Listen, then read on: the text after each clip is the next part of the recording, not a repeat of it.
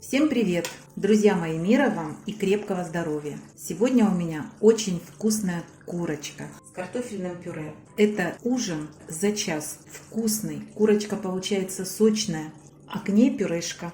Ну посмотрите, какая роскошь. Поехали готовить. Ну что, давайте готовить. Друзья мои, это ужин за 1 час. Блюдо из курицы, быстро ужин. Вот здесь у меня килограмм курицы. Я ее порезала на достаточно крупные кусочки. Чем крупнее, тем сочнее и вкуснее будет мясо. Вот на такую голень, бедрышки, просто на косточке. Даже вот оставляю на ребрышках филе куриное. Крылышки на 2 части режу. На килограмм мяса чайную ложку соли без верха, чайную ложку я добавила кориандра и чайную ложку смеси перцев разные, какие у вас есть. У меня черный молотый перец, аджика, хмели сунели и немножечко чабера добавила. А вообще по желанию любые ваши любимые специи.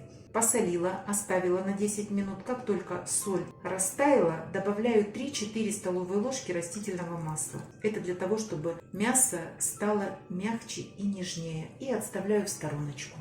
На гарнир у меня будет картофельное пюре. Вот здесь 900 грамм картофеля. Если вам необходимо быстро сварить картофель, разрежьте его на 6 частей. У меня мясо будет готовиться примерно час, а поэтому можно резать картофель на 2 части или на 4. Покупайте картофель вот такого желтого или кремового цвета. Белый картофель невкусный, абсолютно. У какого только производителя не брала и чей только картофель не покупала, белый картофель невкусный. Я имею в виду белый картофель внутри.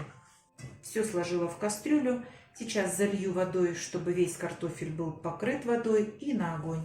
А мы продолжаем. Подготавливаем овощи. 3 средних луковицы, вес примерно 250 грамм, режу кубиком. Беру помидоры, у меня здесь 350 грамм. Вырезаем вот эту месту и режем очень мелким кубиком. Если у помидора жесткая кожура, надрежьте вот так помидорчик, залейте на 2 минуты кипятком. Слейте кипяток, залейте холодной водой, легко кожура снимется. У меня мягкие помидорчики, кожура хорошая, это домашние, я не буду снимать, но режу мелко. Чеснок можно мелко порубить, можно через пресс пропустить, как вам удобно. Еще понадобятся специи. Я буду брать итальянские травы, кориандр и смесь перцев. Еще добавлю немножечко в конце зелени, это по желанию. Сюда хорошо пойдет кинза. Растительное масло для обжаривания, сливочное для пюре, соль и сахар. Все, идем обжаривать. Картофель закипел, обязательно снимаем пенку. На килограмм картофеля чайную ложку соли. Уменьшаю огонь. Картофель будет вариться минут 30-35. Огонь выше среднего. Ставлю широкую сковородку. Наливаю грамм 60-70 растительного масла. Масло разогрелось, выкладываем курочку. У меня куры домашние, хотя и бройлеры. Кожуру не снимаю, у нас многие ее едят. Обжариваем курицу с 2 сторон, примерно по 2 минуты до золотистого цвета. Достаю курицу, в сковородку отправляю лук и обжариваю его в течение 2 минут на огне чуть выше среднего.